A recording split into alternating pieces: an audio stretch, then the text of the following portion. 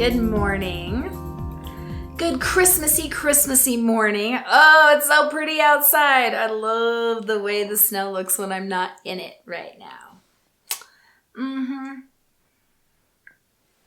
I love my sweater. Thank you, Tamara, for this gift. You guys are so sweet.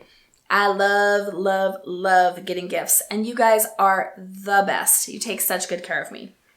All right, you guys, today we are going to do a Dear Dawni. So bear with me. I've got my phone here so I can read the question directly. Dear Dawni, I want to face and heal my inner demons so I can move on and be the best version of myself, but I don't know how. I don't know how to identify what's going on or what the problem is, and then I don't know how to process and heal. Can you help me? And this is from one of my wonderful Coffee with Dawni subscribers. She's a client of mine I just adore. You know who you are, girl. And she's been amazing and brave in facing up to her stuff. Okay, so this is obviously a very big question. And we could go into, I could do 20 videos on this. And a lot of the videos I do with Coffee with Dawni do address this question in general. But I wanted to really choose this one to do a Dear Dawni on because I feel like it's such a common question that people have, right? First of all, how do I identify what's going on, and then how do I heal it? Now, I'm going to give fair warning that you guys may not love my answer. Put this down so I can use my hands. And having said that, I want you to get that this answer comes from 16 years of doing this work as a business and many years before that of doing my own healing, which obviously I'm still doing, and, helping friends and family through their healing. So I really feel like a lot of us, definitely me included, use confusion as a block to taking the actions. Like, I'm so confused. I don't understand why I feel like this. I don't understand what happened when I was a child. I need to know what the trauma is behind this. Now, having said that, yes, there are times when that information is really valuable. But we will get that information. This process of healing is an unfolding. It's a surrender. So here's what that looks like for me. And obviously there are going to be so many different answers to this. This is something we'll continue to explore. But, so you're up against something. You feel something that's like not right. To me, the easiest place to look is your behavior. What is the behavior? Start there. What is the behavior that is not working for you? So is that procrastination? Is that overeating? Is that smoking? Drinking too much? Yelling at your kids? Not cleaning your bedroom, and so it's confusing to you, or it's too messy to be workable for you. Whatever the behavior is, starting with your own behavior, write that down. I am a big fan of writing this down because it means we don't have to keep redoing the same work over and over and over. It's like, wait, what was that thing I was working on? Write it down. So let's choose one, okay? Let's say that the behavior is messing up your room and avoiding cleaning it. Let's start with a semi-easy one and probably a pretty common one. All right, so that's the behavior. Now, and this is where people will argue with me time and time again, but I want you guys to really get this, or at least be willing to be open to this possibility. Then taking the action to change the behavior. So starting with identifying the behavior and then taking action on it, and letting the why and the figuring it out and the getting to the bottom of it and all of that we're not going to get rid of it. What we're going to do is put it on the shelf, because we can get really lost in the weeds with those. there may be a chance that you never do figure out why. This could be a genetic predisposition. The reason I'm saying to kind of put that part on the shelf for a minute is because it's really difficult for us to know for sure the why. So when we go straight to the action will start shining a light on the why. Okay? Can you get this? So you start cleaning your room. You made it, maybe you don't want to. Okay, well, you still have your own free will. We gotta practice accessing our free will. Remember where we talk about it's not self-betrayal if it is good for your future self. So is it good for your future self to clean your room? My guess is yes. So you're not betraying by cleaning when you're not in the mood to clean. Especially if you're someone who's never in the mood to clean. So you start cleaning your room and you keep the piece of paper out, or if you take notes on your phone or whatever you do, you keep this where you have access to it. So as you're taking action on the behavior, so you're taking an action towards what you actually want, what would be healthy, start to notice what comes up for you.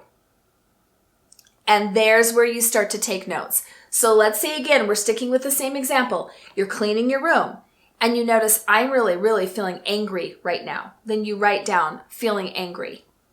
And if you can see why or if specific memories are starting to come up, write them down.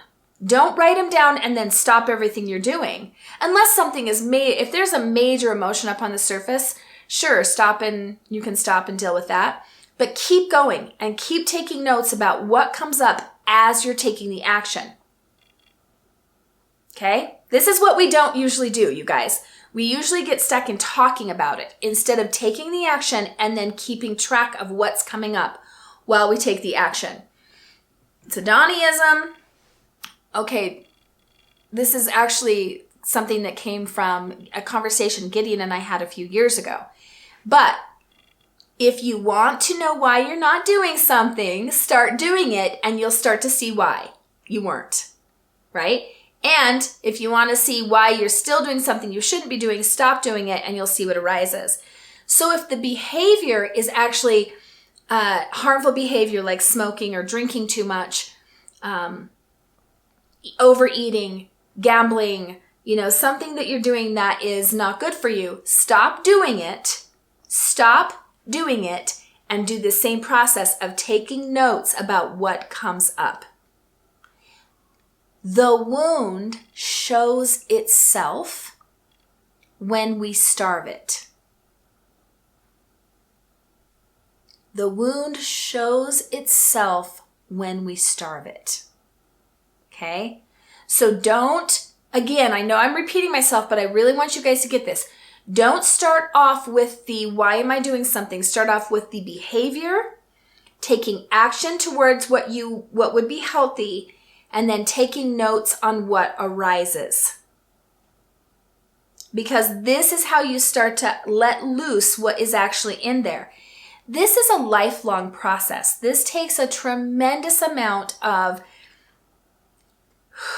patience, of breath, of allowing, of surrender, of allowing for the unfolding. This is not really something that we can be super aggressive with.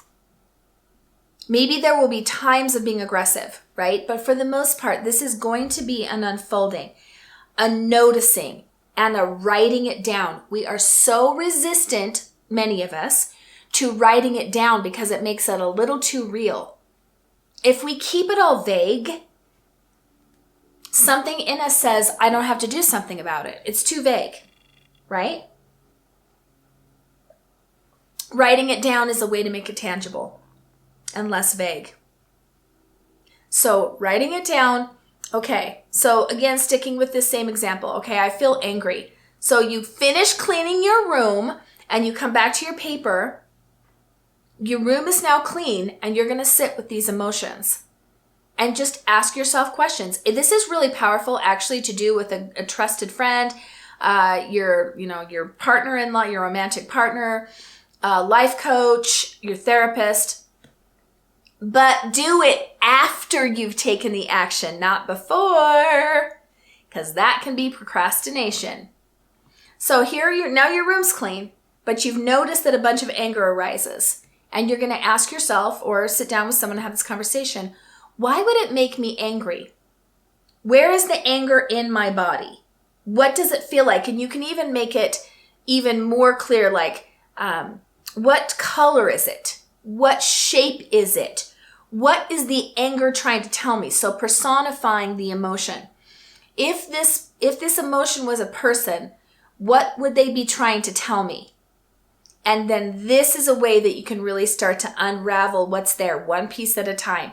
And you can trust me when I say that when one thing unravels and gets healed, the next thing that's in line will arise. We did a video on that just last week. What's next in line will arise and then can be addressed. You don't need to steamroll through these boom, boom, boom, boom. They will let you know. So you can start here. You can start with that, noticing the behavior that is not working for you. And if any of you are out there right now saying, I don't know, the behavior is it's not working for me, I'm calling major bullshit. Okay? Are you broke? Are you sick? Are you overweight? Is your house a disaster? Is your relationship shitty? Okay, look there. Right? But instead of looking at it in the way that you're putting it over there, bring it back here. What is the behavior that is not working for me? What is the behavior that is not getting me what I want? This is a very kind of a linear way to do it, but it's a great place to start. And once you start here, you may be very well taken on a journey by your psyche, by your subconscious, by your spiritual self, by your higher self. But start this journey proactively. Okay? So, again, I could go on all day answering this question, but let's start there. Let's start with that process. I hope this helps you. I especially hope it helps you, the beautiful person who asked me this question. And I hope that there was value for the rest of you in this. I love you. May your coffee be strong and your life be blessed. Thank you so much for watching this video. Please like and subscribe. It really helps out my channel. And if you would be interested in working with me further, you can check out DawniAngel.com. I would love to come speak to your group, come to your business to do a training, be on your podcast, my personal favorite, or even work with you one-on-one.